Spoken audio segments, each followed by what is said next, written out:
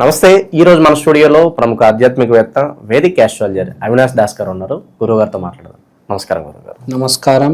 ఓం నమ శివాయ, ఓం నమో వెంకటేశాయ. సెప్టెంబర్ మాసం మీనరాశి వారి పరిస్థితి ఏ విధంగా ఉండబోతుంది? ఏళ్ళనాటి శనిలో ఉన్నారు ఆల్రెడీ, దానికి తోడు మనకి చంద్రగ్రహణం కూడా ఏ నెలలో ఉంది. సో ఏ విధమైన ఇంపాక్ట్ ఉండబోతుంది వీళ్ళ మీద, ఎలాంటి జాగ్రత్తలు తీసుకోవాలి? వీళ్ళకి బాగానే ఉంది చెప్పొచ్చు. గురువు మెల్లిగా గురుస్థానం 5వ ఇంట్లోకి, 5వ ఇల్లు చాలా శుభస్థానం, దాంట్లో గురువు మెల్లిగా వెళ్ళడం వెరీ గుడ్ న్యూస్. చూసారా, భలే మ్యాచ్ అయింది. ధనస్సు మీనం గురు రాశులు మంచిగా ఉంటాయి. మనం చెప్పుకున్నాం ధనస్సు రాశికి బాగానే ఉంది, మీనరాశికి బాగానే ఉంది. గురు గ్రస్త రాశులు కాబట్టి వీళ్ళకి బాగానే ఉంది. అస్సలు ఏం బెంగలేదు, ఏం లేదు. శుక్రుడు 6వ ఇంట్లో, ఆఫీస్లో మంచి అమ్మాయి ఎదురవుతుంది, చేతులు పట్టుకొని తిరుగుతారు, బఫేకి వెళ్తారు, క్యాంటీన్కి వెళ్తారు, మంచి girlfriend ready, no need to worry.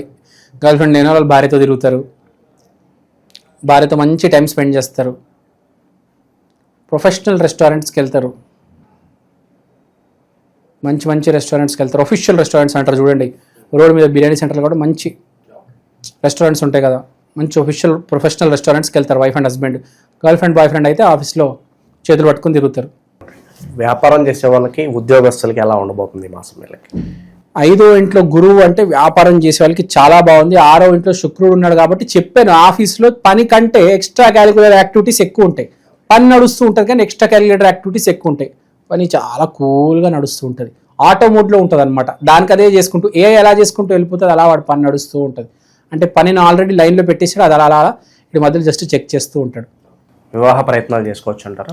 వివాహ ప్రయత్నాలు ఇప్పుడు లేవు, కానీ ఆ డేటింగ్ ఫేజ్ నడుస్తుంది. కార్తీక మాసం మన సిస్టమ్, ఇండియన్ సిస్టమ్ ఏం చెప్తుందంటే కార్తీక మాసంలో పెళ్ళి, దాని ముందేంటి మామూలుగా డేటింగ్ మొదలెట్టేది ఆషాఢం నుంచి. ఆషాఢంలో ఖాళీగా ఉంటాడు, ఏముండదు, నాకు ఎవరు లేరబ్బా, నేను సింగిల్ అబ్బా అనుకుంటాడు. మెల్లిగా శ్రవణం దాటి అలా ముందుకు వచ్చేస్తాడా, స్టార్ట్ అవుతుంది. శ్రవణం అంటే వెంకటేశ్వర స్వామి, లక్ష్మి పరిచయం అవుతుంది. మెల్లిగా అది కార్తీకం వచ్చేసరికి పెళ్ళి. మన హిందూ సాంప్రదాయంలో అది అర్థమవుతుంది.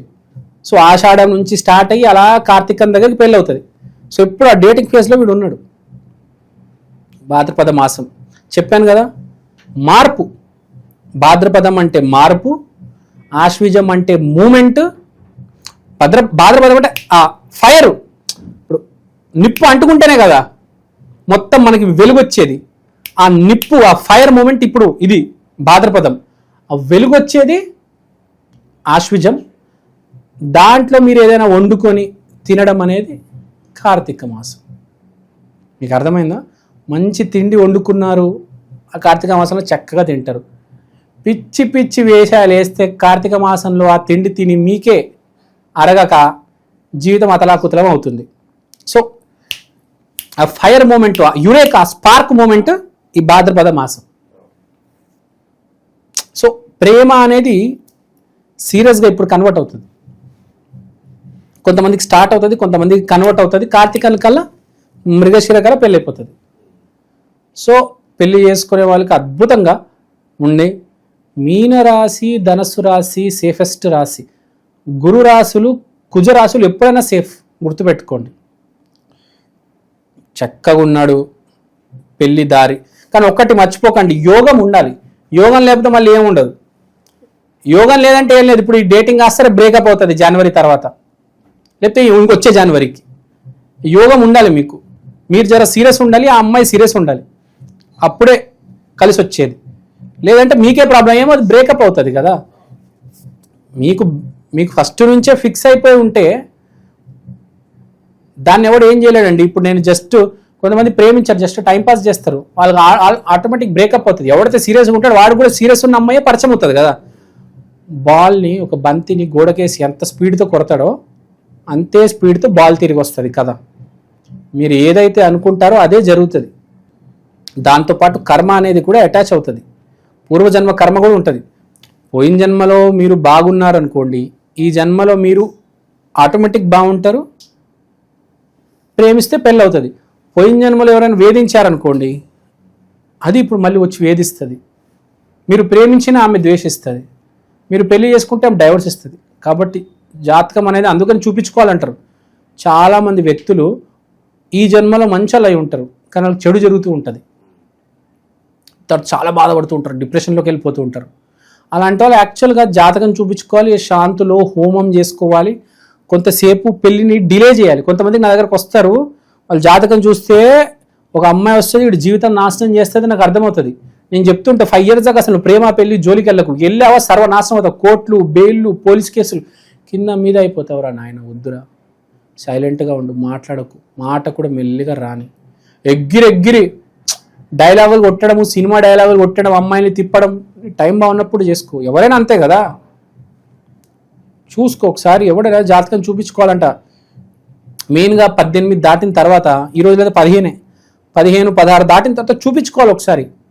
ఏంటి, నాకు స్త్రీ వల్ల కలిసి వస్తుందా, నాశనం అవుతానా, మెయిన్ అదే.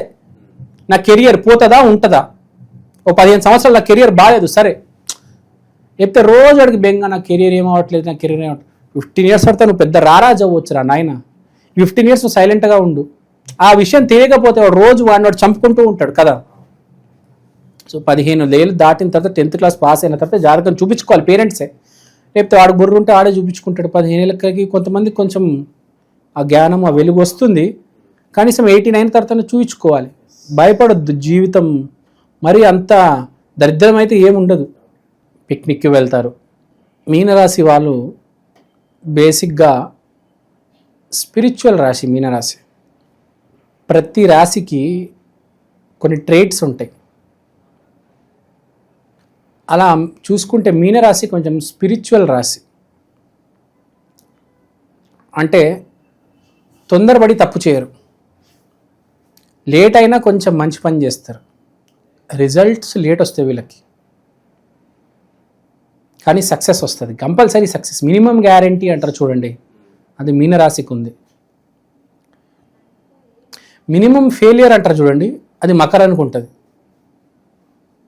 అంటే ఎంతో కొంత ఫెయిలియర్ ఉంటుంది మకరానికి. మీనానికి మినిమం గ్యారంటీ సక్సెస్ ఉంటుంది. అంటే మినిమం సక్సెస్ అంటే కొట్టుకపోడు. మకర రాశి వాడు జీవితంలో ఒకసారి కొట్టుకపోతాడు గ్యారంటీ. వీడు కొట్టుకపోడు, వీడు పాస్ అవుతాడు, 35 మార్కులు తెచ్చుకుంటాడు వీడు. ఎందుకంటే దేవుడిని నమ్ముతాడు, వీళ్ళ పిల్లల్ని బాగా చూసుకుంటాడు, వేరే వాళ్ళ పిల్లల్ని కూడా బాగా చూసుకుంటాడు. చిన్నప్పటి నుంచి చిన్న చిన్న పిల్లలకి స్వీట్లు ఇవ్వడం, అన్నదానాలు చేయడం. దేవుణ్ణి నమ్మే మనిషి అన్నదానాలు చేయాలి, పిల్లలకి ఏదో పుస్తకాలు, పెద్దవాళ్ళకి బట్టలు, ముసలి వాళ్ళకి మెడిసిన్స్, అంటే ఏదో చిన్నప్పటి నుంచి ఇంత ఉంటాడు కదా, అప్పటి నుంచే మంచి చేస్తూ వస్తున్నాడు. ధర్మో రక్షితి రక్షిత, అదేనా? మీరు చెప్పండి ఒకసారి. ధర్మో రక్షిత. అది నమ్మేవాడు. అంటే చిన్నప్పటి నుంచి అన్ని మంచి చేసుకుంటా. గురు రాసులు ఇవే, ధనస్సు, మీనం కొంచెం ఎక్కువ, ధనస్సు కొంచెం అక్కడే. వీళ్ళు ఏం చేస్తారంటే మంచిని నమ్ముకుంటూ వస్తారు కాబట్టి వీళ్ళకి మంచి జరుగుతుంది, కానీ స్లోగా జరుగుతుంది అన్నమాట. అంటే అంత స్పీడ్గా వీళ్ళు ఊహించుకున్నంత రిజల్ట్స్ రావు, కానీ స్లోగా చాలా గ్రోత్ ఉంటుంది. స్లోగా ఉంటుంది, మెల్లిగా జీవితం డెవలప్ అవుతుంది. ఒకటేసారి 6 కొట్టాడు వీడు, ఒక సింగిల్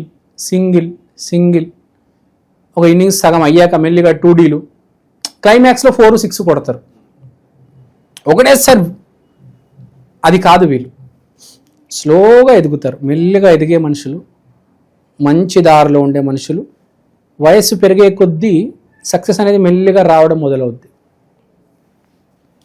33 మెయిన్గా మీనరాశి వాళ్ళకి 33, మీనరాశి, ధనుసు రాశి 33 ఆ వయసు గురించి లైఫ్ అనేది గ్రోత్ ఉంటుంది. 33 దాటి 34 ఎప్పుడైతే అడుగు పెడతాడో గ్రోత్ స్టార్ట్ అవుతుంది. చాలా కూల్గా ఉంటారు, స్పిరిచువల్గా ఉంటారు, అదే దారిలో ఉండాలి. మీనరాశి వాళ్ళు ఇంకోటి, తప్పుడు వ్యక్తులతో తిరగకూడదు. ఈ మధ్య హైదరాబాద్లో ఏమైపోయిందంటే చాలామంది తప్పుదారిలో వెళ్ళి, మంచోళ్ళు కూడా తప్పుదారిలో వెళ్ళి ఆ సర్కిల్లో ఆ పార్టీలు సిట్టింగ్లలో వెళ్ళి వాళ్ళ జాతకాలు పాడు చేసుకుంటున్నారు, తప్పుదారిలో వెళ్ళిపోతున్నారు. షార్ట్కట్లో డబ్బులు వస్తాయి, గోల్డ్ చైన్ స్నాచింగ్ చేద్దాము. అరే రోడ్డు మీద నుంచొని నువ్వు కొబ్బరికాయలు, బోండాలు, పునుగులు, ఈ జ్యువెలరీలు, కమ్మలు, పాపిడి బిల్లలు అమ్మినా కూడా సంపాదిస్తావు రోజు 1000 రూపాయలు. ఆ చైన్ స్నాచింగ్లు ఎందుకు? పానీపూరి అమ్ముకో రోడ్డు మీద. మంచి దారిలో ఉంటారండి. ఏదో ఒకరిని చూసి ఏదో చైన్ స్నాచింగ్ చేస్తారు, కేసులో ఇరుక్కుంటారు, అనవసరంగా జీవితాలు పాడు చేసుకుంటారు. కొత్త వ్యాపారాలు పెడితే సక్సెస్ అవుతాయి, కానీ ఇప్పుడే పెట్టండి. ఈ అమావాస్య తర్వాత మొదలు పెడితే సక్సెస్ అవుతాయి. కుజుడు 8వ ఇంట్లో, సూపర్. ఆంజనేయ స్వామి కటాక్షం ఉంది, అందుకని ఇదంతా జరుగుతుంది. గురువు 5వ ఇంట్లో ఉన్నాడు కాబట్టి ఎవరికైతే పిల్లలు ఉన్నారో మంచి టైం స్పెండ్ చేస్తారు పిల్లలతో. Recreational sports, swimming, cricket, pool, carrom, chess, రిసార్ట్స్కి వెళ్ళడం, రిసార్ట్స్లో ఉండడం, పిల్లలతో బాగా టైం స్పెండ్ చేస్తారు. ఫ్యామిలీస్ అవుటింగ్కి. ఇక భాద్రపద మాసం కాబట్టి విశేషంగా ఈ మాసం ఎలాంటి పరిహారాలు వీళ్ళు బాగా కలిసి వస్తాయి అంటారు మీనరాశి వాళ్ళకి? భాద్రపద మాసం అంటే స్పార్క్ మూమెంట్.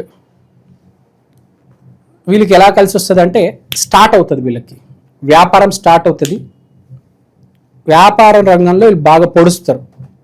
7వ ఇంట్లో వీళ్ళకి సూర్యచంద్రుడు కలయిక ఉంది కాబట్టి కొత్త స్టార్ట్ అనేది, వ్యాపారం పెడితే స్టార్ట్ అవుతుంది వీళ్ళకి. చాలా మందికి స్టార్ట్ అవ్వదు, ప్లాన్ ఉంటుంది, స్టార్ట్ అవ్వదు. మీనరాశి వాళ్ళు ఇప్పుడు ప్లాన్ చేస్తే వీళ్ళకి స్టార్ట్ అవుతుంది. ఆ యోగం ఉంది. మంచి సమయం అండి ఇప్పుడు ఇది. భాద్రపదం నుంచి కార్తీకం వరకు అద్భుతమైన సమయం. ఎవరైనా ఏదైనా చేసుకోవాలంటే ఇప్పుడే మొదలు పెట్టండి. మొన్ననే మొదలైంది మనకు 21, 23 భాద్రపదం. మంచి సమయం. స్టార్ట్ వచ్చింది, బండి స్టార్ట్, ఇగ్నిషన్ స్టార్ట్ అయిన తర్వాత మీ పని ఏంటి? రేస్ చేసుకుంటూ ముందుకు వెళ్ళాలా లేదా? మీరు స్టార్ట్ చేశారు, ముందుకు వెళ్ళాలా? నేను ఏం చేయగలనండి, మీరే కదా ముందుకు వెళ్ళాలి. స్టార్ట్ అయితే అయింది. కొంతమందికి స్టార్ట్ అవ్వదురా ఆయన, జాతకం బాగాలేక బండి స్టార్టే అవ్వదు. మీ పుణ్యం అనేది పెట్రోల్ లాంటిది. పుణ్యం ఉంటే బండిలో పెట్రోల్ వస్తుంది, పాపం ఉంటే పెట్రోల్ రాలేదు, అసలు ఆనే చేయలేరు కదా. మీకు పుణ్యం ఉంది, పెట్రోల్ ఉంది, నువ్వు భయపడుతున్నావు ఆన్ చేయడానికి, ఆనే చేయట్లేదు. సరే కష్టపడి ఆన్ చేసావు, ముందుకు వెళ్ళట్లేదు, భయపడుతున్నావు. అమ్మా డబ్బులు మునిగిపోతే, డబ్బులు ఎందుకు మునుగుతావురా నాయన, ఇక్కడ దాకా వచ్చావు కదా, ఎల్లు. డౌట్ ఉంటే జాతకం చూపించుకో, అలా ఎల్లు.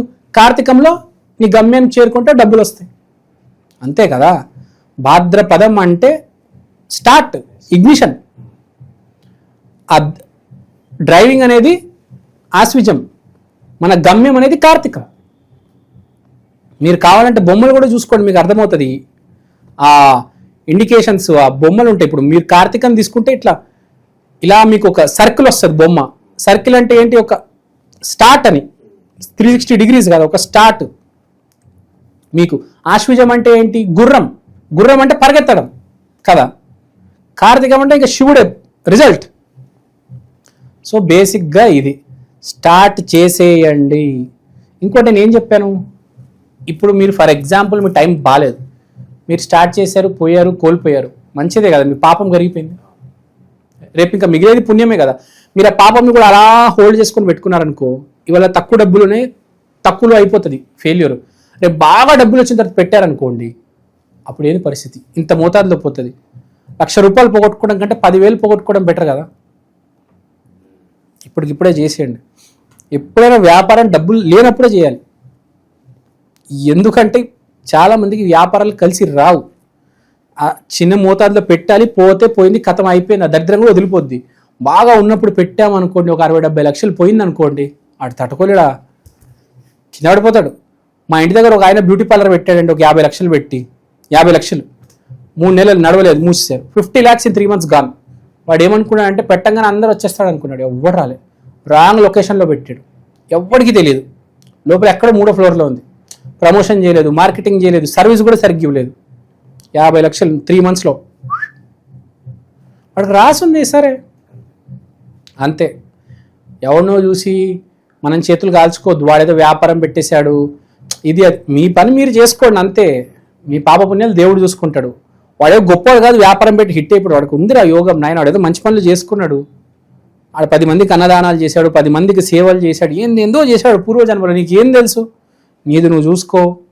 నేనైతే ఒకటే అడ్వైస్ చేస్తాను ఎవరికైనా, ఎప్పుడైనా పని మీద ఫోకస్ కాదు, మంచి మీద ఫోకస్ పెట్టండి. నీకు గనక వ్యాపారం పెట్టడం చేత కాకపోతే అన్నదానాలు, మంచిగా మాట్లాడాలు, ప్రజలకు సాయం చేయి. నువ్వు వ్యాపారం చేయకపోయినా పర్లేదు, ఆటోమేటిక్ భూమి కొనొస్తావు, ఆ భూమి నీకు డబ్బులు పెడుతుంది. నీకు వ్యాపారం చేయలేకపోతే భయం ఉంటే డబ్బులని ఈఎంఐలు భూమి కొనుక్కొని ఆ భూమికి ఈఎంఐ కడుతూ ఉండు, ఒకరోజు అదే నీకు డబ్బు పెడుతుంది. మా ఇంటి పక్కన ఒక ఆయన ఉంటాడండి, ₹1,00,000 పెట్టి భూమి కొన్నాడు. ఎంత? ఇవాళ 5 కోట్లు. అది గచ్చిబౌలిలో కొన్నాడు 20 ఇయర్స్ ముందు, 25 ఇయర్స్ ముందు. ₹1,00,000 పెట్టి కొంటే 5 కోట్లు అయిందండి. ఎవరికి తెలీదు, వాళ్ళ ఇంట్లో వాళ్ళకి కూడా తెలియదు వాడు కొన్నట్టు. ఆ కొనేటప్పుడు నువ్వు పిచ్చోడురా అందరూ.